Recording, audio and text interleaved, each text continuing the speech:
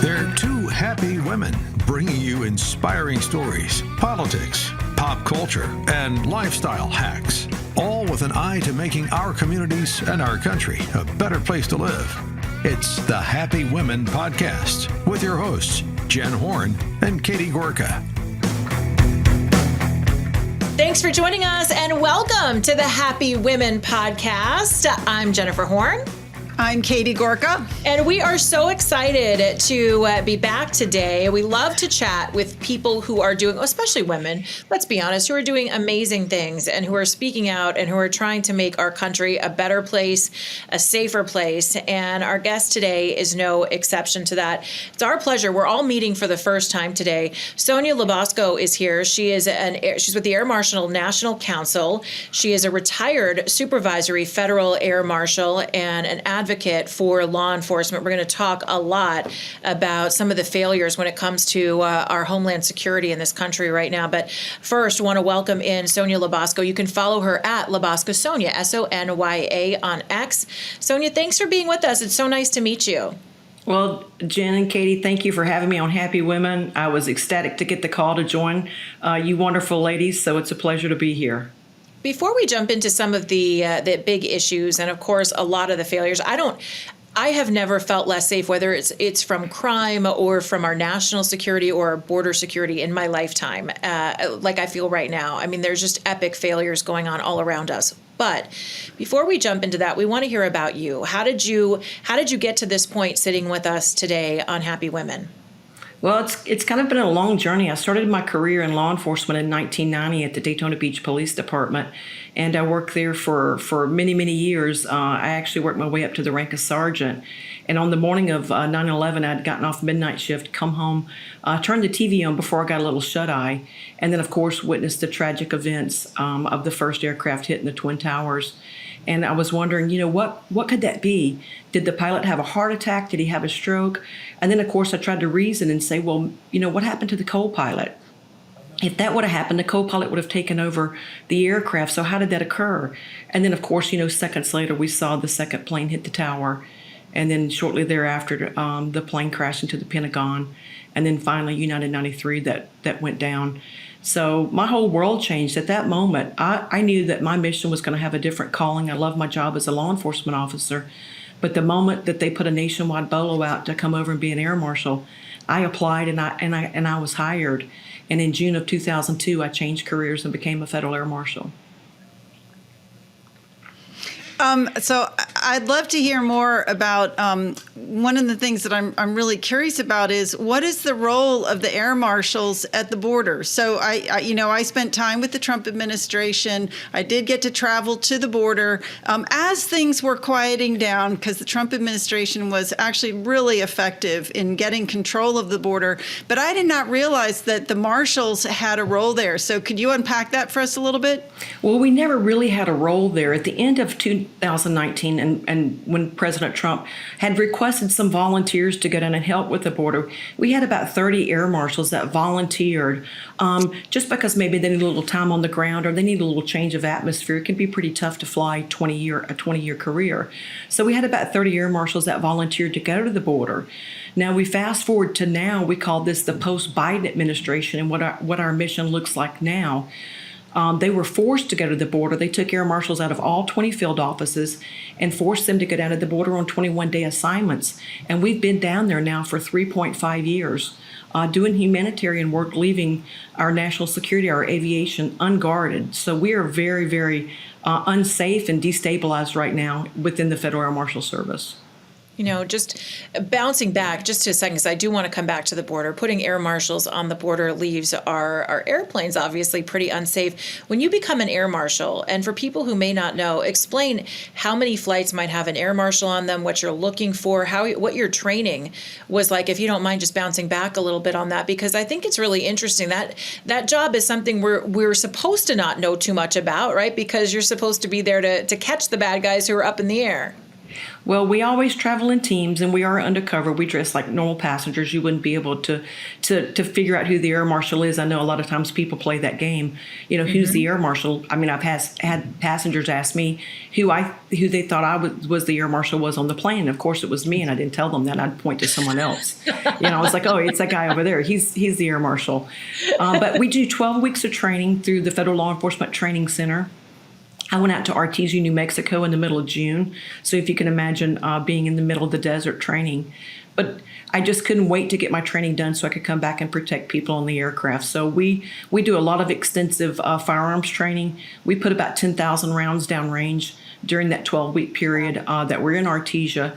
And then we do an additional 6 to 8 weeks in Atlantic City to finish off with our aircraft tactics, because we do work in a linear environment. Think about this: when the next time you're on an aircraft, the area that we have to work is very small. So to use a weapon or a firearm within that area, you have to be perfect in your shot placement. So your firearms has to be absolutely perfect. You cannot make a mistake. So we do a lot of training with close quarter combat. We do need to know how to take people down and take them out without using a firearm. But at times there's going to be a situation where you have to pull your gun out and you're going to have to take action. But it is a high-speed job with a low-speed drag is what I call it. You're sitting there on a plane, you're high speed, you're waiting for something to happen, and I'm glad that nothing does happen when we're on there. But on the other end, too, if it were to happen, we're there for that reason. And, after 9/11, the cockpits changed everything they did. Prior, the pilot would open the cockpit and negotiate with whoever had taken over the aircraft. Post 9/11, after that, they're not allowed to open the doors now to the aircraft. So if the air marshals aren't the back to protect the cabin and the crew, who's going to do it? So that's why it's very important for us to be on those flights. All right, I have to use this opportunity to tell a personal story, because I think a lot of people think that the air marshals is kind of an abstract idea and they're there to help prevent something super dramatic like a 9/11. But I had a direct encounter with the air marshals, which was really a powerful experience for me. And that was about a year or so after 9/11. I was living in Budapest at the time. I traveled home to the United States alone with my 2 kids. My husband was not with me. They were infants.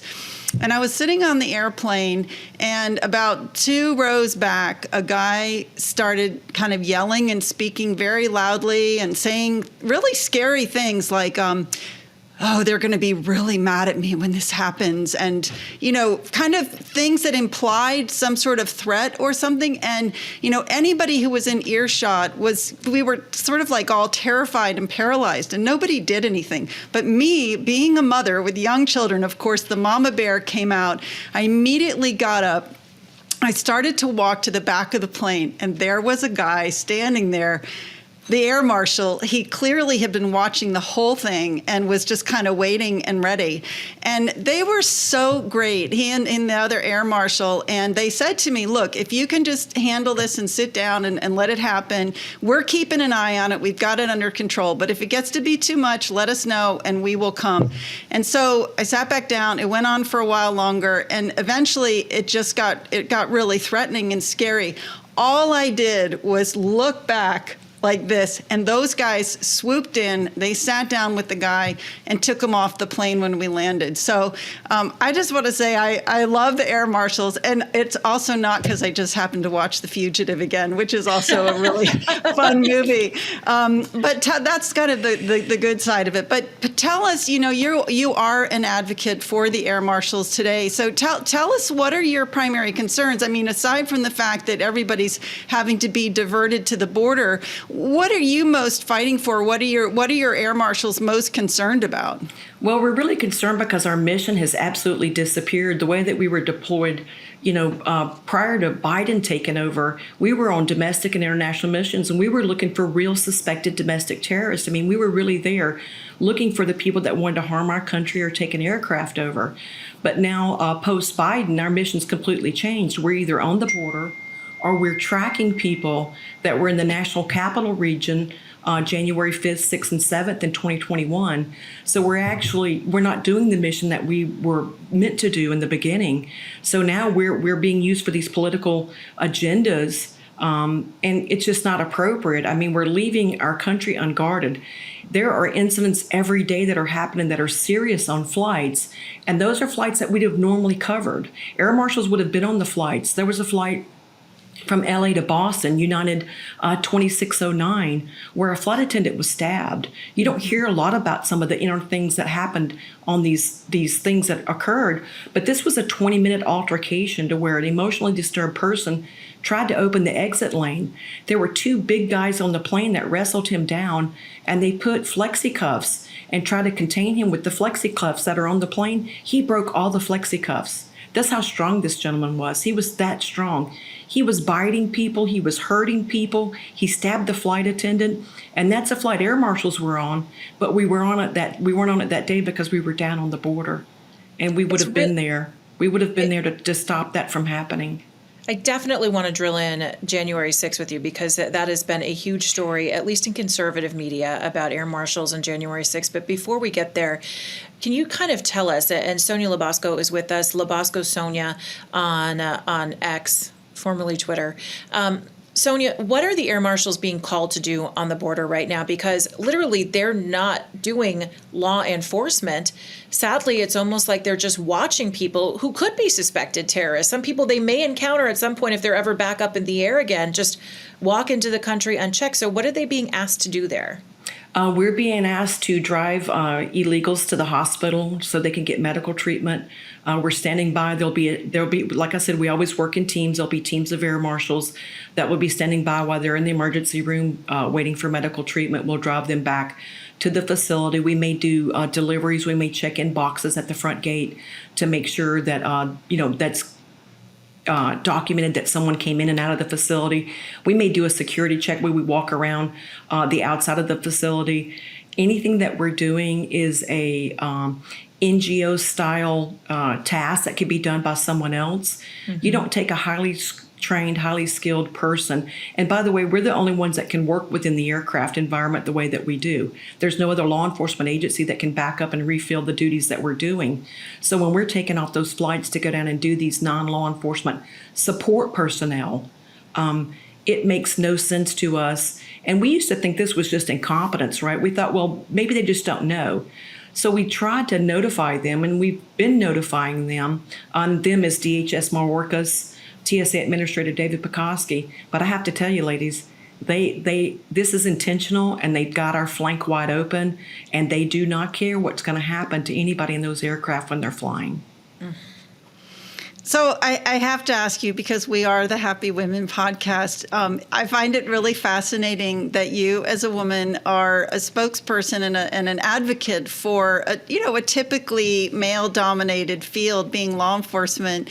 Has that ever been an issue? Has anybody ever pushed back or questioned your authority or anything because of the fact that you're a woman? Yes, ma'am, they do. Yes, ma'am, they do. No doubt about it. Even when I was flying as an air marshal, we had some interesting briefings with a few captains and co-captains. But I think at the end of the day, my skill is meant to do what it needs to do, and I don't have to showcase that to anyone that wants to question my gender or who I am or my capabilities. I'm a woman of action, so luckily for them, I was on that plane to try to help them out if something happened. Will you be our Happy Woman security team? Hey, lady, that's my jam. That's my jam. That's what I do. I want to go to the range with you is what I want to do. Just getting back to January 6th, Sonya, because this is important. And this story has come out. It's not talked about, I think, in mainstream media. Conservative media has said, there's been an all-out effort. I can't tell you how many listeners to my morning radio show that I host in Los Angeles have told me that they themselves had their houses torn apart just because they were at Donald Trump's rally, not at President Trump's rally, not even at the Capitol on January 6th. People have had their lives destroyed. There's a 75-year-old woman who's sitting in prison today because she was at the rally, not even doing anything. So many innocent people have been caught up in January 6th. And now, yes, it seems like Biden is using the air marshals to do his personal bidding in that respect. So explain what, again, the call for the air marshals in terms of January 6th, because there are a lot of people who need to know about this. It's disturbing. It is very disturbing. I got the phone call. We have air marshals in all 20 field offices and also in headquarters. Mm-hmm. So I got the call around January the 15th that the FBI had requested the TSA, the Transportation Security Administration, give them a complete manifest of anybody that flew in and out of the National Capital Region from January 5th, 6th, and 7th. So TSA gives the manifest over to the FBI, but TSA takes it one step further. They take that entire manifest and they ingest it into a national security database, and they listed everyone as a suspected domestic terrorist, which is a tagline that you're a 102 when you fly. So meaning if you're flying, and we know that you're flying, in which TSA does, you're going to be assigned a physical security detail of 3 air marshals. And those 3 air marshals are going to follow you through your entire trip, every leg that you're on. They're going to gather intel on you, who you're meeting with. They're going to report that intel back in writing to headquarters. So it's quite egregious. We have a 6-month-old baby on the terror watch list right now. We have a 5-year-old boy, a 9-year-old boy, a 17-year-old cheerleader, which I think she's like 19, 20, she's maybe 21 by now. We followed her all over for the last couple of years, and her parents didn't even know. The parents don't even know these children are on these lists. Wow. That is extraordinary. And yet we've got countless people coming across the southern border. I'm just curious. I mean, the ones that we suspect may be from countries who are our enemies or people who may be terrorists. I'm just curious, are they making it onto the same list? They are not.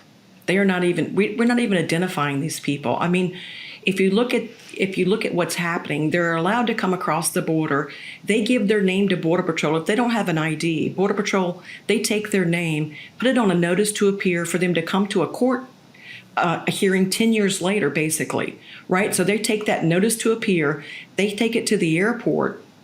TSA has then created a special screening line for them. Americans go over into the biometric screening. You've got to give your real ID. You have to take your shoes off. I mean, they put us through their 10 layers of security, but the illegals coming across the border, they're ushering through special security lines and allowing them to get on the flights unvetted. And by the way, the air marshals aren't on those flights. We're driving them to the airport to get on the plane of a plane that we're not going to be on to guard the people that are there.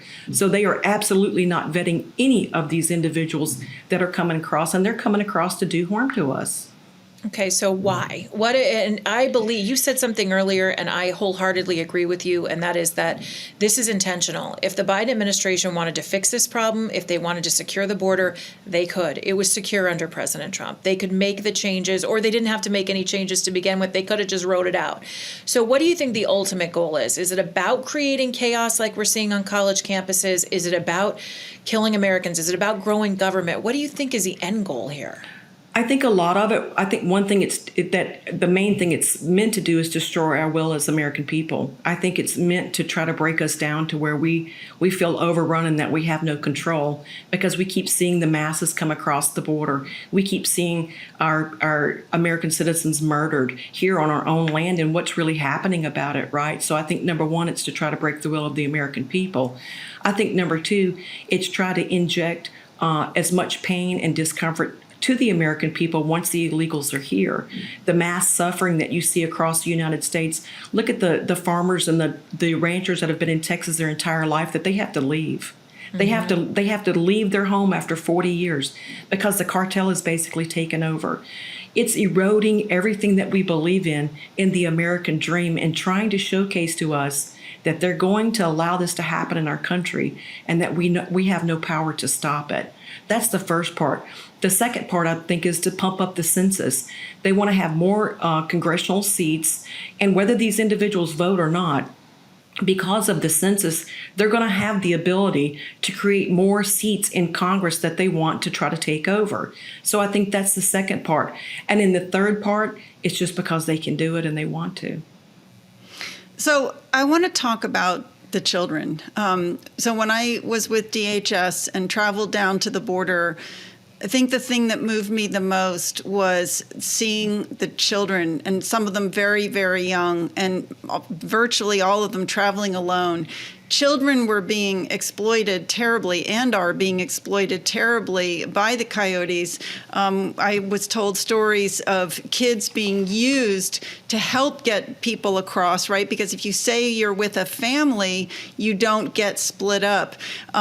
One of the things in particular that has really troubled me, and I don't know if you can shed insight on this, but one of the things that has really troubled me whenever I travel to the southern border and you go to the airport to fly home, you always see these groups of 1 or 2 adults with like 10 kids, and they're going somewhere. And I'm just curious, is your sense that are these legitimate NGOs that are taking kids to a safe place, or do you feel that there's some exploitation of children going on? Well, I have some really good insight on that because I work with 2 whistleblowers, Aaron Stevenson and Tara Rodas, who were the HHS whistleblowers that came forward in regards to the MS-13 gang members that they had tracked. One of these MS-13 gang members had been given over 40 different children, right? And they had reported this through DHS and HHS, and of course it fell on deaf ears. So to answer that question, Katie, these children are definitely being exploited. There's no doubt. These are not good NGOs. They're allowing this to happen. And at the time, there were 85,000 children missing. We know that number is going to be much greater now. This was like 2 years ago. So, and who's going to save these children in our nation right now? Who's looking out for them? Yeah, I do some work locally with a group, that Zoe International, that will take in a lot of these victims of child trafficking. And what is so interesting is that I think the message from the left is that an open border is somehow empathetic, it's somehow kind, it's somehow the right place to be. But what they don't think about is how they're incentivizing child trafficking of women, all of the rape, all of the drugs that come into this country. There is nothing that is good about that. There is nothing that is helpful to especially those group of people that we should be wanting to protect, for sure. And again, just switching gears a bit, Sonya, because we've seen the college campuses. We've talked about it pretty extensively on my local radio show. We've talked about it here on the Happy Women podcast as well. You've got college campuses that are being overrun now with students and adults, people from outside the school as well, for people that are really supporting terrorism, that are supporting Hamas terrorists. And I know that you have been following this link now, the Students for Justice, along with the links now they have back to Palestine. What do you think about the protests, that link? We're seeing the influence of this money from people that support terrorism that are now infiltrating our college institutions. It's not new, but it's on full display. Yeah, and I think we should clarify, these aren't students. These are individuals that have been radicalized. Mm-hmm. There's a difference. A student that wants to protest can protest, but we're talking about at one point students that were taken to training camps. They've been taught how to build barricades and barriers. I mean, look at all the wood that's being used. Look at all the boards and the way that they're boarding up these encampments. I mean, they've actually received training in order to do this. I want to know, where is the FBI? Who is tracking these individual groups that are going to training to be radicalized this way? And I don't view them as students. I do not view them as students. Mm-hmm. They're taught to cover their head up so they can't be identified when they're doing these mass things that they're doing on campuses. Look at the young men at University of North Carolina. When they were holding up the American flag and trying to make sure the flag didn't hit the ground, they were pelted with bottles and rocks. That's not a peaceful protest. These are individuals that have been radicalized, and I don't think we should call them students. So I'd love to know what you think when President Trump gets reelected this fall and he's back in the White House. What do you think are the first steps that he needs to take to help rectify the situation and particularly get the air marshals back to where they need to be? What are the first steps that you want to see? Well, I think the one thing that I would love to see with President Trump is for him to end this senior executive service within the government. These SES positions, these senior executive services that can never be fired or terminated or held to accountability, that's got to go. Everybody should be held to some type of accountability for their performance. So if their performance is not good, they should be fired. That's number one. Number two, we have to get the air marshals out of the Transportation Security Administration. We have got to get to a law enforcement entity that understands terrorists, how to track terrorists, how to have the proper intelligence, and how to use that intelligence wisely to make sure we don't have another 9/11. So my hope for President Trump is that he fires, baby. Give the pink slips and walks them right out the door. Because if you look where our country is 3.5 years later, we have federal law enforcement within TSA that is still teleworking. You tell me where a federal law enforcement officer should be sitting in their home teleworking and not out there looking for terrorists. It is just backwards. Amen to that. You work with a lot of whistleblowers, I know, and you hear their stories. What would we be most shocked to know? What's some of the most, what has shocked you in your position to hear from them? I think one of the biggest things that shocked me is an individual with the DHS Countering Weapons of Mass Destruction. He's a senior scientist that in the fourth quarter of 2019, he was preparing for influenza. That was his job, to work with 200 hospitals and prepare our nation for influenza. But what he found out during that time, that the PPE was not reaching the hospitals. This was not being distributed. So, of course, when he talked to the hospitals, he's like, are you just not ordering it? They said, no, we're ordering it. It's on back order.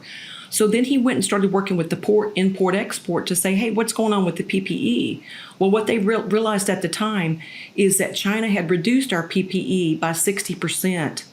In August of 2019. Upon further investigation that he did, the 8 shell companies that China was shipping PPE into the United States were owned by China, and they were shipping the PPE back out. So he brought this information forward to DHS Countering Weapons of Mass Destruction, to the chief medical officer who's acting now, Herbert Wolf, and they took his security clearance. They tried to silence him. They did not want President Trump to know this information. They did not want President Trump to know that China was planning something against our United States. And China was planning because they prepared it by not giving us our PPE. And just real quick to jump into that, because I remember another person had come out. I don't know if this is the same whistleblower or not. It's stunning to me how on the timeline, how early that was. We could have been on the watch for it. But China was also holding back PPE from other countries that really needed it. And they were making them sign up with their telecommunication system in order to get even access to PPE. I know France was a big country that had to sign up and get their 5G network into that country, which I'm sure allows for more Chinese spying too. It's all connected. It is connected, and it was really a coordinated effort to keep information from President Trump that would have made a difference. I mean, he should have known this information. They should have taken it to the White House. But DHS Countering Weapons of Mass Destruction, who, by the way, is up for a $400 million reauthorization, which I hope that they don't get a dime of it, because they absolutely failed our country. This unit is a failure. $400 million of waste. That's what I hope President Trump does when he comes in, Katie. I hope he will listen to those of us on the outside of the circle that have seen the rot and degradation on the inside, and that he will just get rid of these units that have done nothing but take money from the taxpayers and have been useless. So Jen and I always love to talk about, what is it that we as ordinary citizens can do? Obviously, voting is job number one. Is there any role that we as citizens who care about these things can do aside from follow you and support you in your work? Absolutely. Make your votes, but also hit our congressional leaders up on Twitter. Don't let them run from these issues, right? They're very well apprised of what's happening with the air marshals. I've briefed almost anyone and everyone that would listen in Congress.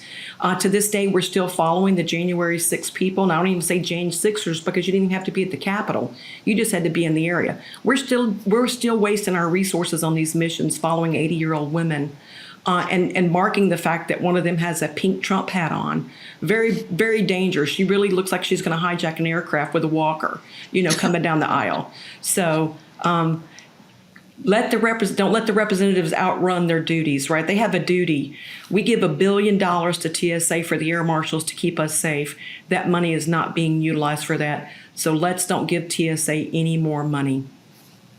What keeps you going? And this is kind of how I always like to circle or kind of end things here, our interviews, is to find out there's a lot of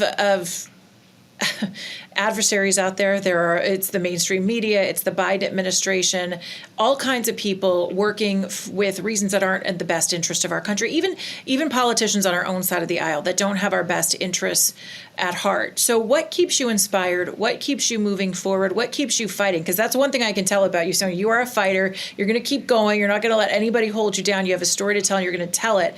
How do you find that inspiration every day? Well, I sit back and I think why I came over as an air marshal in the first place from 9/11. I think about the families. I think about the victims of that day. Every time I see a Tunnel to Towers commercial, it's a reminder to me that we're not repaired from that incident by any means, right? It was a horrible day in our history of our country. People died. People are continuing to suffer.